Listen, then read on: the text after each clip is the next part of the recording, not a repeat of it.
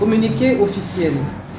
Après avoir puni les populations de l'Est par des multiples privations telles que empêcher la population de retirer leur argent par les fermetures des banques, interdiction de circulation des personnes et de leurs biens, la coupure d'eau et d'électricité, après avoir suspendu les salaires et les primes des fonctionnaires de l'État depuis plusieurs mois, l'Alliance Fleuve Congo, AFCM 23, porte à la connaissance de l'opinion nationale et internationale sa profonde indignation face à la décision discriminatoire du régime de Kinshasa consistant à suspendre la gratuité de l'enseignement dans les territoires libérés de l'Est de la RDC.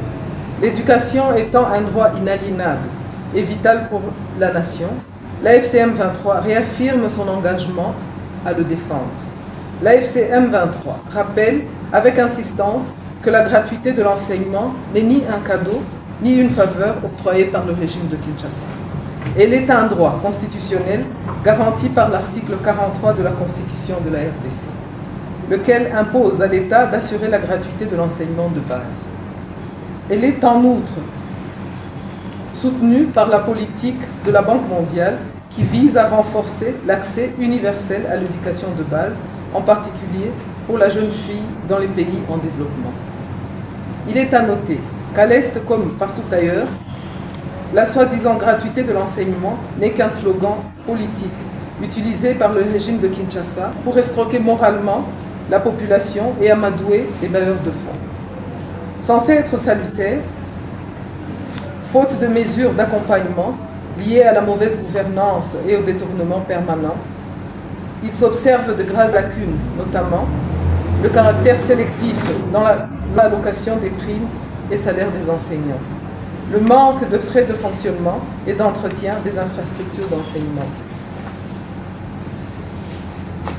la défaillance dans les payes des enseignants, la pléthore des élèves dans les salles de classe, la non-rémunération du personnel administratif, l'inexistence de la formation continue.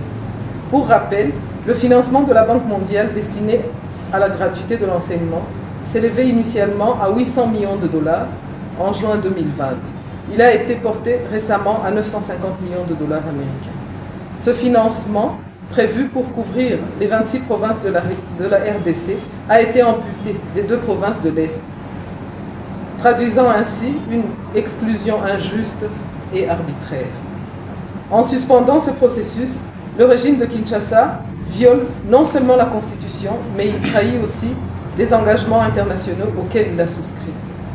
Cette trahison démontre clairement une volonté politique, celle d'affaiblir l'Est du pays, d'étouffer son potentiel humain et, in fine, briser l'unité et la cohésion nationale.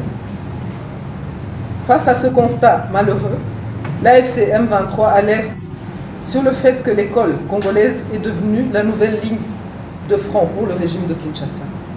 En attaquant l'éducation, ce régime s'attaque à cette décision inique, inhumaine et antisociale, qui constitue un crime contre l'humanité. Elle est une violation grave des droits humains, spécialement des droits de l'enfant, garantis par la Constitution de la RDC et les différentes conventions internationales, dont celle exécutée par l'UNICEF et ratifiée par notre pays.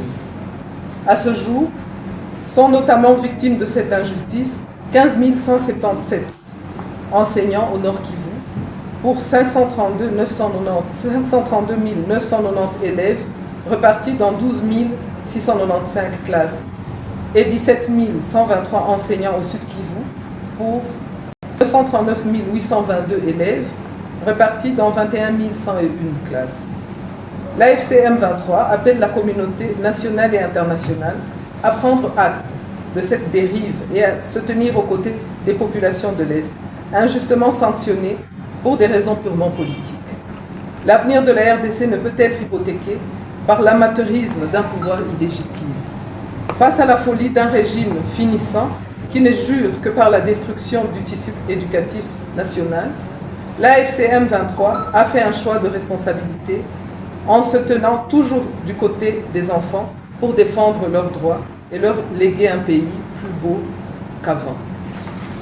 Fête à Goma, le 4 septembre 2025, Benjamin Bonimpa, secrétaire permanent de la FCM.